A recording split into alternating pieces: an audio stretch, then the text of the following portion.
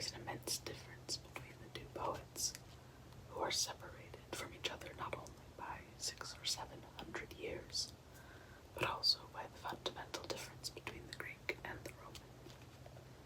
The hymn is written objectively, simply, and without a touch of affectation.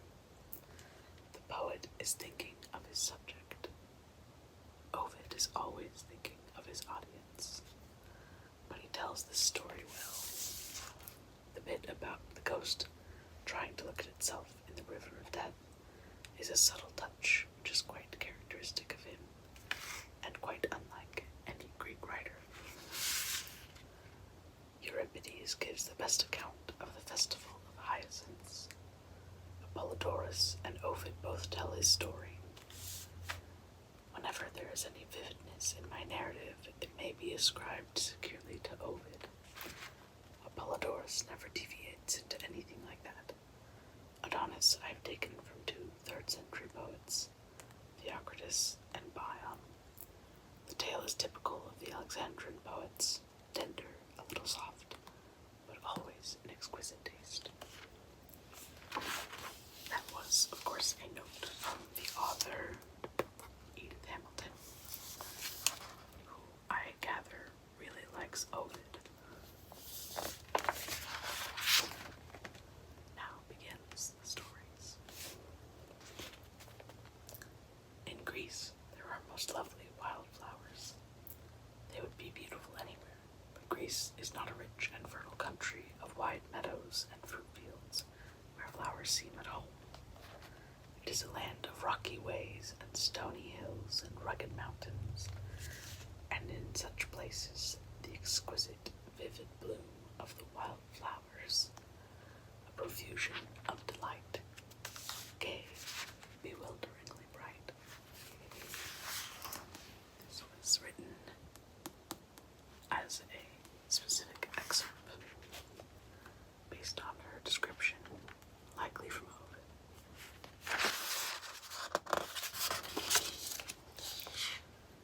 It comes as a startling surprise. Bleak heights are carpeted in radiant colors, every crack and crevice a frowning crag blossoms. The contrast of this laverick, luxuriant beauty, with the clear-cut, austere grandeur all around, attests the attention sharply.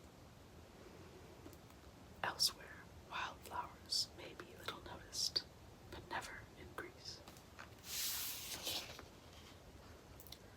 That was as true in the days of old as it is now. In the faraway ages when the tales of Greek mythology were taking shape, men found the brilliant blossoms of the Greek spring a wonder and a delight.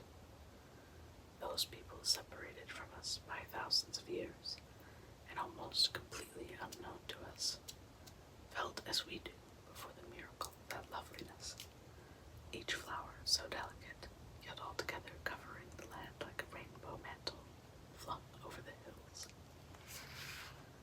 The first storytellers in Greece told story after story about them, and how they had been created, and why they were so beautiful. It was the most natural thing possible to connect them with the gods. All things in heaven and earth were mysteriously linked with the divine powers, but beautiful things most of all. This book is very heavy.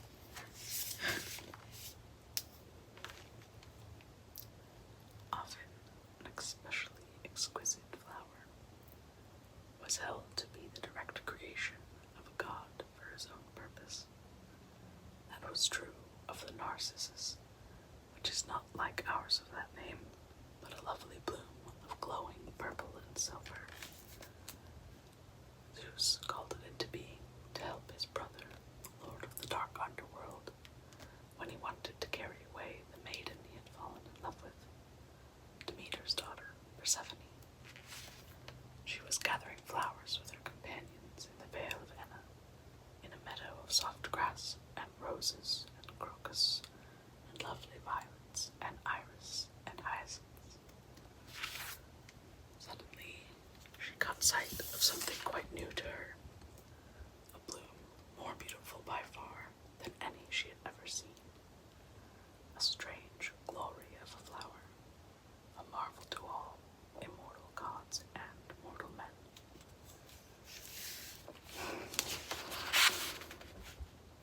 100 blossoms grew up from the roots, and the fragrance was very sweet. The broad sky above and the whole earth laughed to see it, and the salt wave of the sea. Only Persephone among the maidens had spied it. The rest were at the other end of the meadow. She stole toward it, half fearful at being alone, but unable to resist the desire to fill her basket with it, exactly as Zeus had supposed she would feel. Zeus wouldn't know about that kind of thing. Wondering, she stretched out her hands to take the lovely plaything, but before she could touch it, a chasm opened in the earth, and out of it coal-black horses sprung, drawing a chariot driven by one who had a look of dark splendor, majestic and beautiful and terrible. He caught her to him and held her close. The next moment, she was being borne away from the radiance of the earth in springtime to a world of the dead by the king who rules it.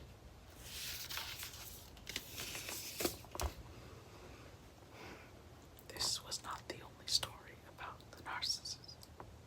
There was another, as magical, but quite different. The hero of it was a beautiful lad, whose name was Narcissus.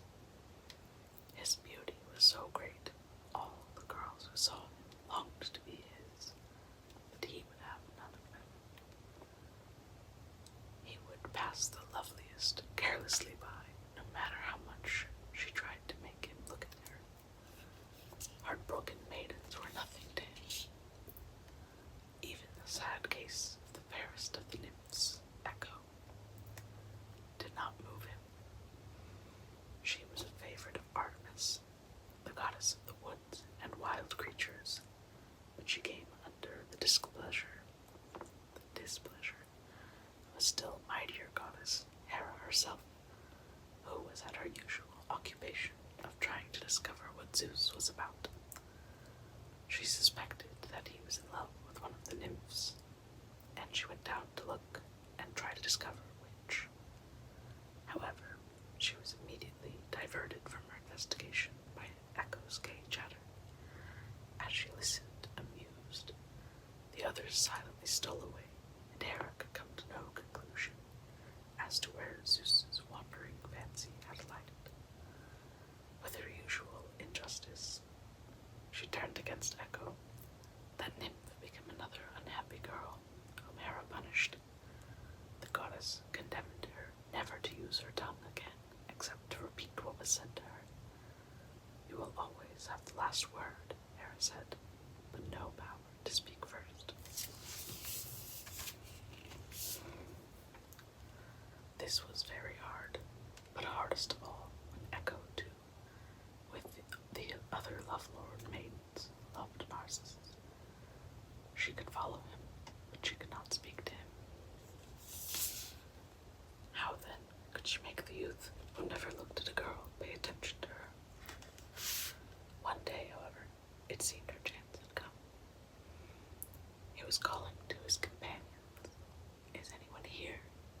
And she called back in rapture, "Here, here." She was still hidden by the trees so that I did not see her, and he shouted, "Come," just what she longed for him to say. She answered joyfully, "Come," and stepped forth from the woods with her arms outstretched. But he turned away in angry disgust. "Not so," he said. "I will die before I give you power over me." All she could say was humbly, entreatingly, "I give you power over me." But he was gone. She hid her blushes and her shame in a lonely cave, and would never be comforted. Still, she lives in places like that, and they say she has so wasted away with longing that only her voice now is left to her. So Narcissus went on his cruel way, a scorner of love. But at last, one of those gods. But at last, one of those he wounded prayed a prayer, and it was answered by the gods.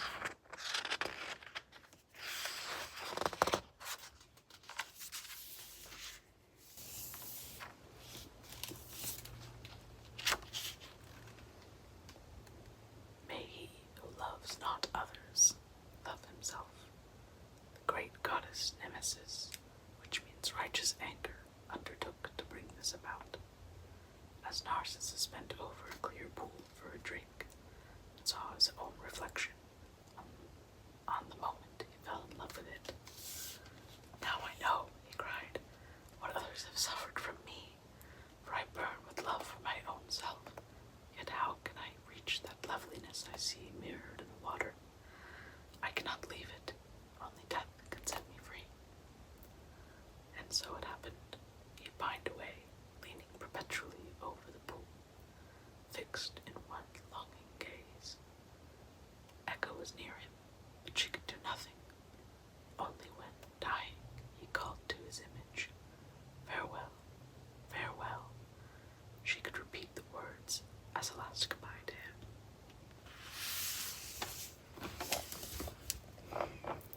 They say that when his spirit crossed over the river that encircles the world of the dead, it leaned over the boat to catch a final glimpse of itself in the water. The nymphs he had scorned were kind to him in death and sought his body to give it burial. But they could not find it. Where it had lain, there was a blooming new and a lovely flower, and they called it by his name, Narcissus.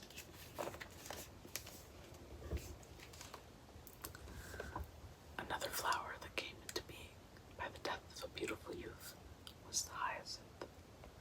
Again, not like the flower we call by that name, but lily-shaped and of deep purple, or, some say, a splendid crimson. That was a tragic death, and each year it was commemorated by the festival of hyacinths that lasts through the tranquil night. In a contest with Apollo, he was slain. Discus throwing they competed, and the god's swift cast sped beyond the goal he aimed at, and struck Hyacinth full in the forehead with a terrible wound. He had been Apollo's dearest companion. There was no rivalry between them when they tried which could throw the discus furthest. They were only playing a game. The god was horror-struck to see the blood gush forth and the lad, deathly pale, fall to the ground. He turned his pail himself and caught him up in his arms, tried to staunch the wound. But it was too late. While he held the boy's head, it fell back as a flower does when its stem is broken. He was dead, and Apollo, kneeling beside him, wept for him, dying so young, so beautiful. He had killed him, although through no fault of his own, and he cried, "Oh, if I could give my life for yours, or die with you." Even as he spoke, the blood-stained grass turned green again, and there bloomed forth a wondrous flower that was to make the lad's name known forever. Apollo himself inscribed the petals, some say with Hyacinth's initial, others say with 2 letters of the Greek word that means alas. Either way, a memorial of the god's great sorrow. There is a story, too, that Zephyr, the west wind, not Apollo, was the direct cause of his death, that he also loved the fairest of youths, and in his jealous anger at seeing the god preferred to him, he blew upon the discus and made it strike Hyacinth. Such charming tales of lovely young people dying in the springtime of life were fittingly changed into spring flowers, have probably a dark background. They give a hint of black deeds that were done in the far distant past, long before there were any stories told in Greece, or any poems sung which have come down to us. Perhaps even before there were storytellers and poets, it might happen. If the fields around a village were not fruitful, if the corn did not spring up as it should, that one of the villagers would be killed and his or her blood sprinkled over the barren land. There was no idea as yet of radiant gods of Olympus who would have loathed the hateful sacrifice. Mankind had only a dim feeling, as their own life depended utterly on seed time and harvest. There must be a deep connection between themselves and the earth, that their blood, which nourished by corn, could in turn nourish it at need. What more natural, then, if a beautiful boy had been thus killed, to think that when later the ground bloomed with narcissus or hyacinth, that the flowers were his very self, changed and yet living again. So they would tell each other it had happened, a lovely miracle which made the cruel death seem less cruel.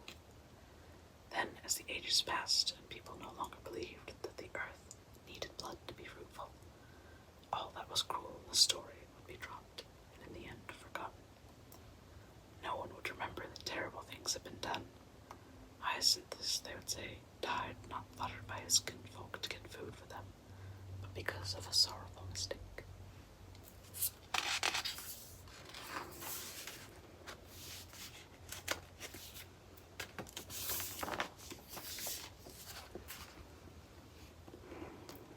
Of these deaths and flowery resurrections, the most famous was that of Adonis. Every year the Greek girls mourned for him, and every year they rejoiced when his flower, the blood-red anemone, the windflower, was seen blooming again. Aphrodite loved him, the goddess of love, who pierces with her shafts the hearts of gods and men alike, was fated herself to suffer that same piercing pain. She saw him when he was born, and even then loved him, and decided he should be hers. She carried him to Persephone to take charge of him for her, but Persephone loved him too, and would not give him back to Aphrodite, not even when the goddess went down to the underworld to get him. Neither goddess would yield, and finally Zeus himself had to judge between them. He decided that Adonis should spend half the year with each, autumn and the winter with the queen of the dead, the spring and the summer with the goddess of love and beauty. All that time he was with Aphrodite, she sought only to please him. He was keen for the chase, and often she would leave her swan-drawn car, in which she was used to glide at her ease through the air, and follow him along rough woodland ways, dressed like a huntress. But one day she happened to not be with him, and he tracked down a mighty boar. With his hunting dogs he brought the beast to bay. He hurled a spear at it, but he only wounded it, and before he could spring away, the boar, mad with pain, rushed at him and gored him with its great tusks. Aphrodite, in her winged car, high over the earth, heard her lovers groan and flew to him. He was softly breathing his life away, the dark blood flowing down his skin of snow, and his eyes growing heavy and dim. She kissed him, but Adonis knew not that she kissed him as he died. Cruel as his wound was, the wound in her heart was deeper. She spoke to him, although she knew he could not hear. You die, O thrice desired, and my desire has flown like a dream. Gone with you is the girdle of my beauty. But I myself live, who am a goddess, and may not follow you. Kiss me yet once again, the last long kiss, until I draw your soul within my lips and drink down all your love. The mountains all were calling, and the oak trees answering. Oh, woe, woe for Adonis, he is dead. And echo cried in answer, oh, woe, woe for Adonis. And all the loves wept for him, and all the muses too. But down in the black underworld, Adonis could not hear them, nor see the crimson flower that sprang up where each drop of his blood had stained the earth.